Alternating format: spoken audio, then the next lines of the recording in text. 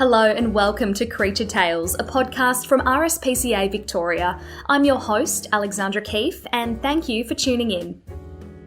When you think of an animal shelter, what kind of creatures come to mind? If you're thinking of mostly dogs, cats, or even horses, then you are absolutely correct. But what you may not know is that RSPCA Victoria helps to rehome hundreds of rabbits and guinea pigs each year.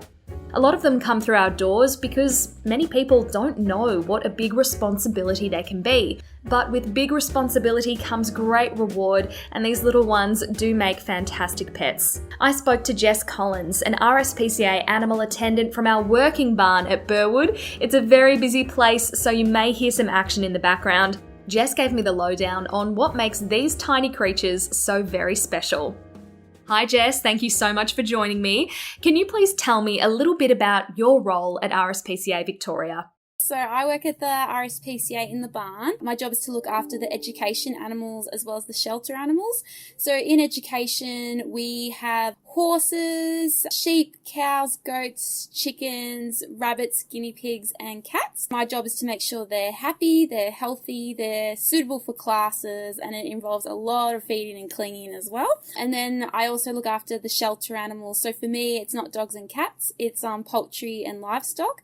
So poultry will be roosters and chickens, mainly that we get in, as well as geese, and livestock we have sheep and goats mainly we get in, and my job is to make sure they're also happy and healthy, that they're all vet checked and suitable for adoption, and I also adopt them out. So it's quite a varied role. So what are some of the key things you have to do when it comes to caring for the smaller animals in the barn, the rabbits and the guinea pigs?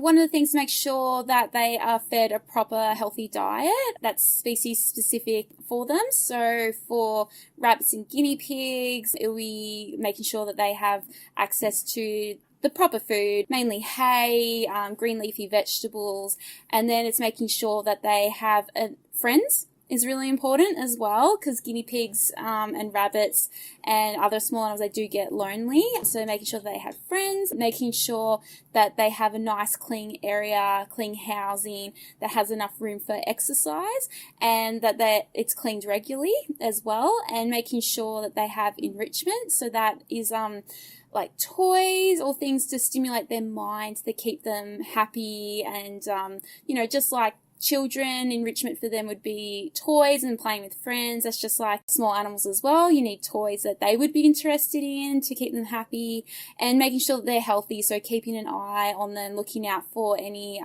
health issues that are specific to different species. And if they're not well, then it's my job to make sure they get a vet check as soon as possible. What should a typical diet look like for a guinea pig? A lot of people are mistaken in thinking that they mainly need grains that you would see in pet shops in those boxes. I guess through advertisements and such, it makes it look like that's the main component of their diet, but it actually isn't. So guinea pigs need a diet of grass and hay that comprises of 80% of their diet. So hay is super, super important for guinea pigs and for them to for their digestive system as well. The best hay for them would be coarse hay like oaten hay for food, because it helps with their teeth, it helps file them down, and it's a really super healthy hay for them as well. The other part of their diet, the other 20% would be, I would say, maybe 10% would be green leafy vegetables. So you got your kale, parsley, very important ones that are really good for them, as well as bok choy and celery. And lettuces are good, but not iceberg. Iceberg's actually the one you don't feed them. Every other one's good, but iceberg's too watery, can give them diarrhea. But the other lettuces are really healthy for them.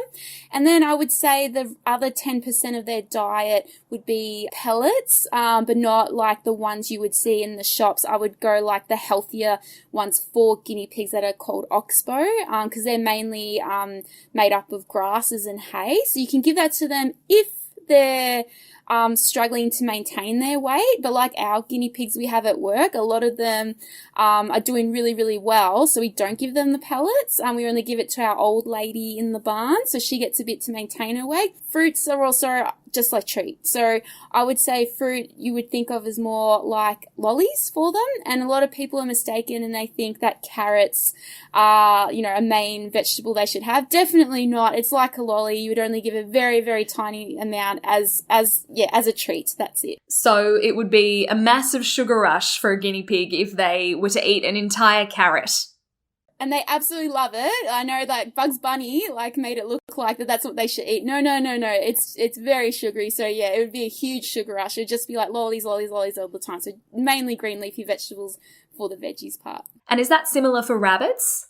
Yeah, very similar. So I guess the difference between rabbits and guineas, very, very similar. The big difference would be that guinea pigs, they can't make their own vitamin C.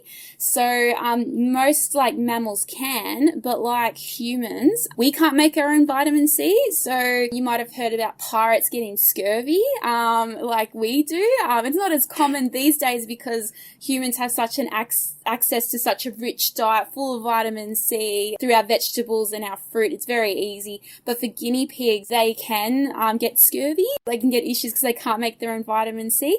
So the difference is for them, which is why vegetables are so important. Fruit does have vitamin C, but so does vegetables. So that's why a diet rich in leafy greens is enough to give them their vitamin C. You don't need to give them lots of fruit for them to get that. So that's why it's important for them to get their veggies as well, to get their vitamin C. So very, very similar diet, but for the guinea pigs, it's very important to remember to make sure they get their vitamin C. Wow. So have you ever seen scurvy in a guinea pig? No, I haven't. Luckily, I think most people that have guinea pigs, they give them probably too much vegetables and too much fruit. So they actually, it's not a big problem for them. They also love giving them their fruits and vegetables because they're so cute and they squeal for it and they're very excited. So I haven't seen it. So luckily it's not a dire issue for guinea pigs, but it is something that owners need to be aware of. So I've never seen it, thank goodness. I've never seen a guinea pig come into the shelter with it. And it's never been a problem for our guinea pigs because they get the diet that they need to get all their vitamin C needs. What would you say would be some of the misconceptions about owning smaller animals? As we know, we have a lot of rabbits and guinea pigs at RSPCA because not everyone knows what a big responsibility they are. Yeah, exactly what you said. There's a big misconception that they're easy animals and they require little effort. And some people go, oh, they're a children's pet. And I always say they are not a children's pet. They are an adult's pet. And it is a nice way to teach children how to look after animals, but that responsibility is on the adult.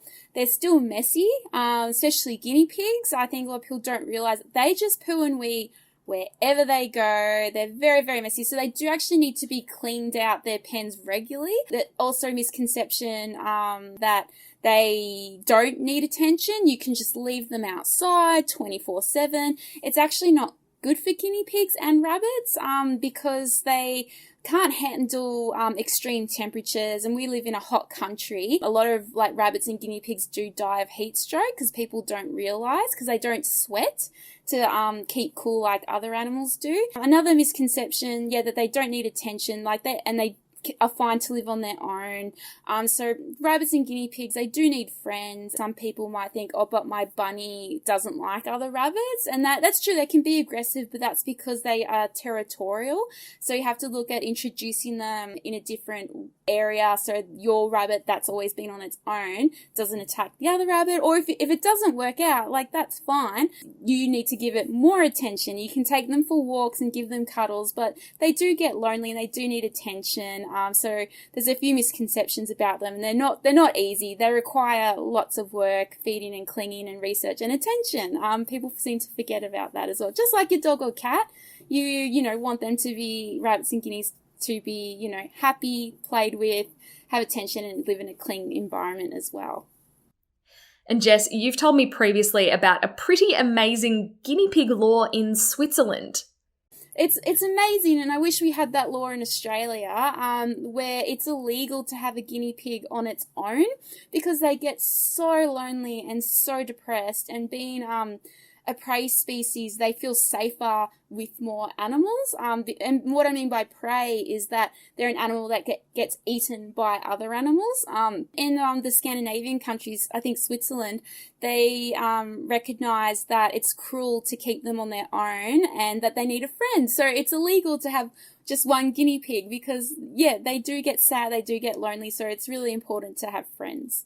Oh, it's just so sad to think about a heartbroken guinea pig. It's really sad. It breaks my heart thinking about it. I want to make sure all guinea pigs have a friend. And Jess, whenever I've seen you in the barn, you are so beautiful with the small animals. What is it that you love about these creatures? Oh, they're all so different. They really are. I think so that's also, some people might think that they're all the same, and they're not. They're all very different. They all got different personalities. I just love watching them interacting with each other, and they're just so different. You can see different hierarchies. You can see who's the boss, like more so with our guinea pigs, because we've got 8 guinea pigs in the barn. So you know which one's the boss, which ones are the shy ones, which ones are best friends that you always see together, which one is the pig of the group that'll eat all the food, and which ones are stay back and just hang back and watch. And they're just hilarious. And we have quite a large pen, and we like to sit in there and do some hand feeding. And the guinea pigs are like, some people go, oh, they're so timid and so scared, but you can get them used to. And our guinea pigs, when you sit in there, they run up to you, they'll put their little paws on your legs and almost climb on your lap, and you can do some hand feeding with them, and they're so cute. And with our Oh, bunnies, they're just ridiculous, very different personalities, and I love taking them for a walk and brushing them, and they're hilarious. And we just discovered that our guinea pigs, some of them love chin scratches as well, so we'll be scratching their chin, they just hold their head up and hold still, and they're just, I love them so much. They're so cute. So when you get to hang out with them more, you get to realize how different everyone is and their little quirks and traits. It's so cute.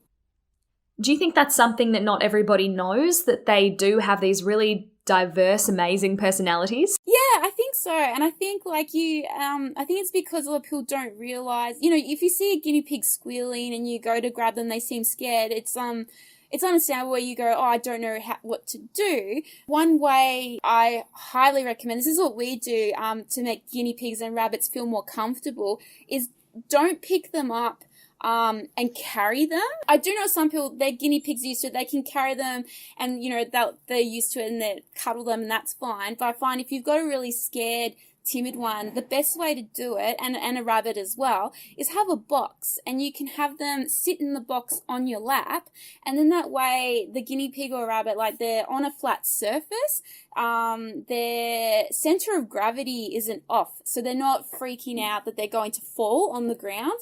So they're on a nice flat surface, and that's where you can safely pat them without them, jumping out of your arms onto the ground. They feel safe, and they start to realize, oh, these pats feel nice. And then you hand feed them and you give them their favorite treats in the box, and they start to realize spending time with you is fantastic because they're safe, they get hand fed, they get treats, and that's what we do with our bunnies and guineas. And so they're very relaxed when they're in, we call them petting tubs, and and that's how they've gotten used to us. We also sit in their area and sit with them because we've got a space big enough so they can choose to come over to us and get hand fed. So it's a great way, like, where you get to then get them out of their shells, and a safe way to get them to bond with them as well, which some people don't realize you can bond with them if you create a safe environment for them to do so where they feel safe enough. Oh, that's so beautiful. And Jess, you did mention something before about walking a rabbit. What does that look like, and how do you do that? A lot of people don't realize you can. We just before, one of our volunteers just took our bunnies for a walk. So it involves putting a halter on them, a harness. And it's similar to like a cat one, and they do make one specific for bunnies that's a bit smaller and easier. So at the start, our bunnies did freeze, like, oh my God, what's going on, and didn't realize they could run around. After a few minutes, they're so used to it now. They've had it many times since then. So we take them outside, somewhere where they feel safe and enclosed, and then they just walk, they go eat grass, they run around. We made the lead a bit longer, and one of our bunnies, she just runs and runs and runs and does laps. So it's so good for the bunnies, because another misconception is like people think they're fine to stay in a little hutch, and rabbits, they love jumping, they love running, and so those little hutches aren't actually suitable. So if that's all that you do have, it's really important to get them out, get them exercise, and when they see the harness, they get so excited, and it's just so cute. You just see them run, kick their legs in the air, they'll go dig in one spot, they'll go eat grass in the other spot, and it's their favourite time. They absolutely love it. So, and it's a really nice way to bond with them. And when it comes to enrichment for rabbits and guinea pigs, what kind of toys and activities do they need? You could like have them in a petting tub and like pat them and stuff, but toys for like in their pen, you can make up treat balls, like puzzle boxes, like for dogs. So you can put their favourite veggies in there with little holes that they have to work through to get food out. Also hay balls as well. What we do when we feed our guinea pigs and rabbits, which I recommend for everyone, it's a cheap way to do it as well. You get their oat and hay and you put it in a toilet roll, and then that way you can monitor how much they're eating, and you'll save lots of money as well, instead of just throwing their hay in there for them to wee and poo on and then change. So it's similar things like that, but you can put them in like hay balls that are like round wheels, or you can just make some up in cardboard boxes where they can't just demolish it all in one go, and where they have to think about it. How can I get this food? So it's just like dogs when you put treats in a little toy. It's to make it more challenging and to make them think about it, because if you just give them their food all the time, they like that, but it's a bit too easy. So it's nice to get them to think about it, as well as toys for them to chew on, because rabbits and guinea pigs are big chewers. You'll see at pet shops, they'll have like wooden toys and some coarser toys for them to chew on. Or cardboard boxes. You could make little hides for them to go in, and they'll probably chew them. Just make sure there's no sticky tape, but things like that that they can chew and play with. And rabbits also like to throw things around. So if we've got little balls, plastic balls that we can put veggies in, and then sometimes you'll just see our rabbit just piff them in the air and throw them. So things like that. There's lots of different things they can play with as well. So you can make your own, or you can buy some toys as well. For someone that might be thinking about buying a rabbit or a guinea pig, what would be the perfect home setup for these animals? Number one is making sure they have a lot of space to walk around, to exercise. I personally don't like those little rabbit hutches. If you are to put them in a hutch, as big as possible would be suitable. I also think it's important to have somewhere for them to sleep at night. It's because also not only do you have issues like with the extreme heat and when it's cold, you've also got foxes and cats to deal with, so predators, and then you also got mosquitoes, which carry a virus. You can vaccinate the rabbits for, but it's still risky having them outside. It's a virus that's in mosquitoes to kill wild rabbits, but sometimes pet rabbits get caught up. I think it's nice to have a nice safe room for them to sleep in. You could have a cage for them inside to sleep in, or you can have them set up somewhere where they can't chew cords or carpet and such. So suitable housing for them that's nice and big, especially for rabbits. And if you were to do a hutch, a big 2-story hutch as well, because they like to go up and down, up and down. And if you have them inside as well, just making sure that there's nothing dangerous for them to chew on. They can run around, and always watch them as well. Don't leave them unsupervised. For me, if I was to have a rabbit, I'd probably set up maybe somewhere in the bathroom for when I wasn't around, so that they were safe and there was nothing they could chew. And then during the day they could run around in the lounge room, where I can watch them jump up on the couch. And you can also toilet train rabbits. So rabbits aren't like guinea pigs in that they actually don't want predators to know where they are, so they will poo in one spot far away from them. So you can put their poo in a kitty litter tray, and they'll just keep going back to that corner. Whereas guineas, like, their strategy is, if I poo everywhere, it just confuses the predator. And pre-pandemic, Jess, lots of students used to come through the barn to see the small animals. What was that like for you, seeing these kids get so much joy from rabbits and guinea pigs? Before the COVID, it was really nice having children and to experience the hand feeding and seeing how amazing they were. And then during COVID and since, like, we have been doing some online classes, so it's been good. We've been able to reach some people, bring in the guinea pig cam, and then they can see them, what they're like hand feeding and resting, like putting little paws on us. So I guess during COVID, it was more, which is a good thing, on us to do more hand feeding because kids couldn't, so that was kind of a bonus. Like, yay, I get to do this more. But it is really nice, like, I guess pre-COVID scene, and now we're starting to get classes more on site. You see the joy on the kids' faces and how much they love them. You know that quite a few would have their own rabbits or guinea pigs as well. And then when we do it online, we get a lot of nice, lovely feedback as well from students that didn't have it, or they do, and they tell us their stories. So it's very different times we live in. I guess there's some positives as well to some of the things we do moving online. Oh, I'd love to hear more about guinea pig cam. We've got 2 cameras in the guinea pig pen, and they're going to be on for certain times during the day. The funnest times, not the cleaning times and whatnot. You don't need to see that.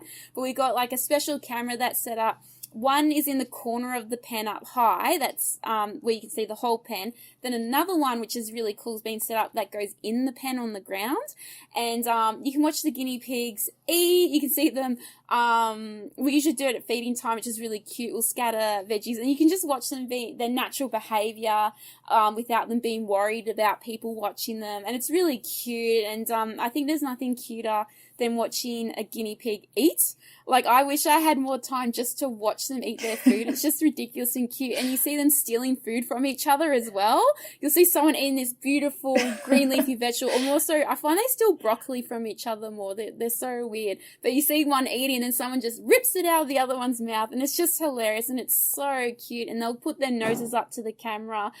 So we're setting that up for everyone to watch on YouTube or the Facebook page. Oh, I can't wait to see that.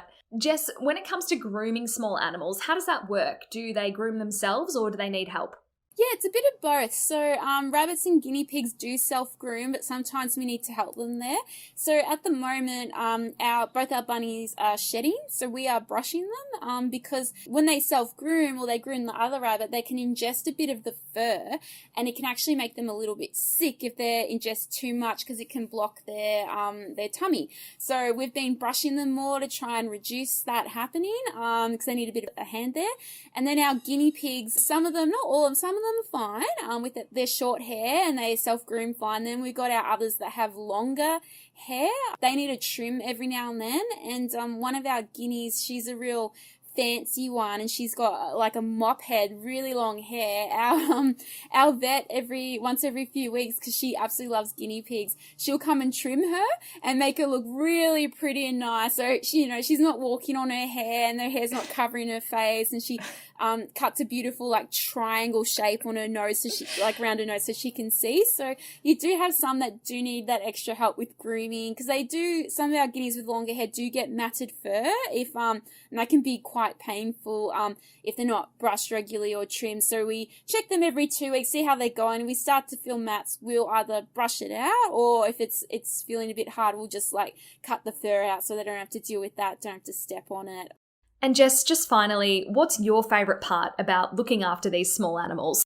Oh, just seeing them happy and just seeing them displaying natural happy behaviour. So for the guineas, it's around dinner time and they'll just hear a noise. Sometimes it'll just be the sound of a plastic bag and the whole pen starts squealing. It's my favourite noise in the world. And to me, I was like, if you could put in subtitles, it'd be like them going, veggies, veggies, veggies. It's just really cute. And the bunnies, just seeing them running around, kicking their feet with excitement and grooming each other and cuddling each other. They're such a bonded pair, our bunnies. So just that's the most rewarding part, just knowing that you've got them in ideal conditions where they're really happy and they're really healthy and they're enjoying life, because I just want all the animals to be living their best lives. So it's nice when you get to see that. That's my favourite part. That was Jessica Collins, animal attendant from RSPCA Victoria. Thank you so much for joining me this week. I hope you learnt some interesting facts about rabbits and guinea pigs, and if you are interested in adopting, please don't hesitate to visit the RSPCA Victoria website because there are heaps of bunnies and guineas there that need forever homes. But that is all for now, and I'll catch you next time.